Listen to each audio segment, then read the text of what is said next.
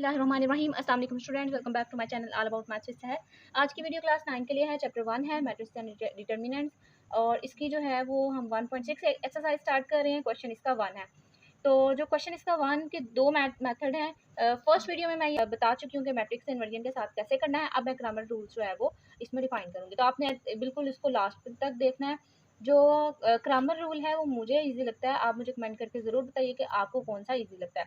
ये थोड़ा सा ट्रिकी है लेकिन है इजी है। तो सबसे पहले हम स्टार्ट करते हैं। इसको कैसे करेंगे, हमने इसको मैट्रिसेस की फॉर्म में कन्वर्ट करना है। तो सबसे पहले हम इसको मैट्रिक्स फॉर्म में कन्वर्ट कर लेंगे। यहाँ पे आएगा एक्स वाई, यहाँ आएगा 4 एंड 6। ये जो स्टेप है ना, ये आप स्किप भी कर सकते हैं, लेकिन आप लोगों की आसानी के लिए मैंने इसको सिंपल एक जो है वो मैट्रिसेस की फॉर्म में कन्वर्ट कर दिया है। अब करना क्या है, हमने इसको हम लेट करते थे ए, तो यहाँ पे ना आपने सिंपली यहाँ लिखना है let a is equal to 3 minus 2 and 2। अभी आपने एक मैट्रिक्स जो है वो फाइंड कर लिया ए का। अब हमने फाइंड करना है ए इंटू एक्स का, यानी ए इंटू एक्स का फाइंड करना है। और वो कैसे करेंगे ये भी मैं आपको थोड़ा सा ट्रिक में बताती हूँ। एक हमने फाइंड करना है ए इंटू वाई का, ठीक है। ये दोनों तीन मैट्रिसेस हमें चाहिए ताकि हम इनके फर्दर जो है वो डिटर्मिनेंट्स फाइंड कर सकें, ठीक है। अच्छा, यहाँ पे अब आपने करना क्या है, a x and A Y. अब एक्स वैल्यू होती है, एक्स यहाँ पे मैं आपको बताती हूँ, यहाँ पे वैल्यू होती है फर्स्ट कॉलम होता है एक्स एंड सेकंड कॉलम होता है वाई। ये हमारे पास ए है, ये एक्स है, और ये हम इसे बी कहते हैं, ए एक्स एंड बी, ठीक है। ये आप कंसीडर कर लें थोड़ा सा कि हम ए एक्स एंड बी इनको लेट नहीं कर रहे फर्दर, बस हमने ए को लेट किया है। और मैं आपको ये बता रही हूँ कि जो फर्स्ट कॉलम है वो एक्स है और जो सेकंड कॉलम है वो वाई होता है। अब आपने इसको लिखना कैसे है, a x and A Y लिखना कैसे। जब एक्स की बात आ गई तो आपने एक्स को स्किप करके यहाँ वाई लिख देना है, और वाई की बात आ गई तो वाई को स्किप करके आपने एक्स लिख देना है। मैं आपको ये बताना चाह रही हूँ कि एक्स आया है तो आपने एक्स को स्किप कर देना है और वाई को एज इट इज़ लिख देना है ए में से। ए में से जो है वो आप क्या करेंगे, एक्स को स्किप कर दिया और वाई की जगह वाई की वैल्यू लिख दी इन ए एक्स, ठीक है।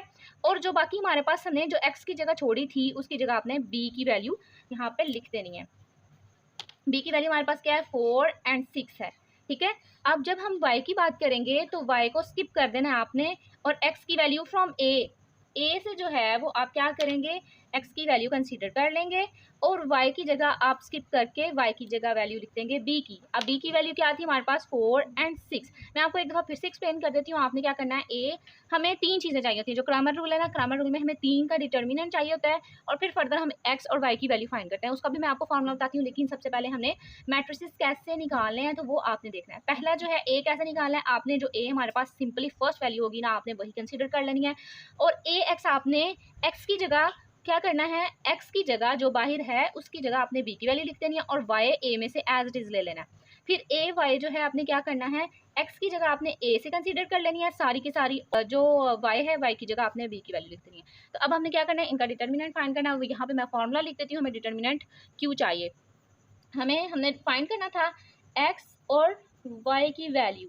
तो हमें पता है कि एक्स की वैल्यू होती है a x determinant by a determinant. ये है ग्रामर रूल की फॉर्मूलाज एक्स और वाई के। और वाई में हम लिखेंगे ए वाई बाय ए का डिटर्मिनेंट, यानी कि हमें कितने डिटर्मिनेंट चाहिए, 3, ए एक्स का, ए वाई का और ए का। ए का डिटर्मिनेंट जो है वो हमारे पास क्या है, 2 3 माइनस 2 एंड 2। तो इसका डिटर्मिनेंट लिया 2 2 ज़ा 4, इसको हम लिख भी लेते हैं, माइनस 2 2 2 ज़ा 4 माइनस माइनस प्लस 3 2 ज़ा 6 एंड ये आ गया हमारे पास 10। फिर उसके बाद हमने फाइंड करना है ए एक्स का डिटर्मिनेंट, यानी कि जैसे हमने ये तीनों मैट्रिसेस फाइंड कर लिए, हम उसी तरीके से इन तीनों का जो है वो डिटर्मिनेंट ले लेंगे। ए एक्स का डिटर्मिनेंट लिया तो हमारे पास 4 6 माइनस 2 एंड 2। इसका डिटर्मिनेंट लेंगे तो 2 और 4 और 2 को मल्टीप्लाई करेंगे, माइनस 6 और माइनस 2 को मल्टीप्लाई करेंगे, 4 2 ज़ा 8 माइनस माइनस प्लस 6 2 ज़ा 12, और ये हमारे पास आंसर आ गया 20।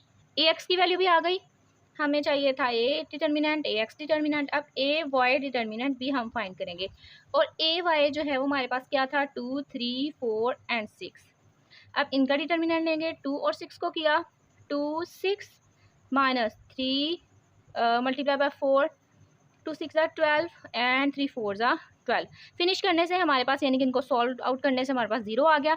अब ये जो हमारे पास आंस आए हैं हम डायरेक्टली किस में पुट करेंगे, put the all determinants in x and Y.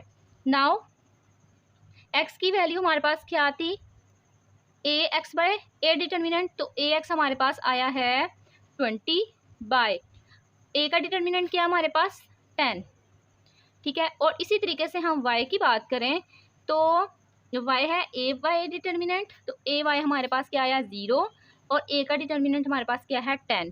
आप चाहें तो आप ये फॉर्मूला फिर से लिख के और फिर इनमें वैल्यूज पुट कर दें। ये 0 0 कट किया तो x की वैल्यू आ गई 2 और y की वैल्यू, आप जिस भी 0 के नीचे जितना भी कोई भी डिनोमिनेटर आ जाए तो वो 0 ही रहता है। तो सो हमारे पास x और y की वैल्यू जो है वो 2 एंड 0 आ गए। और अब आपने ये भी याद रखना है कि ये जो है आंसर हमारे पास मैट्रिक्स इन्वर्जन की तरीके से जो किए हुए हैं हमने उस मेथड से किए हैं उस जैसे होने चाहिए। तो हम देख लेते हैं लास्ट में हमारे पास क्या इसका आंसर आया है, x की वैल्यू 2 एंड y की वैल्यू 0। सेम x की वैल्यू 2 एंड y की वैल्यू 0।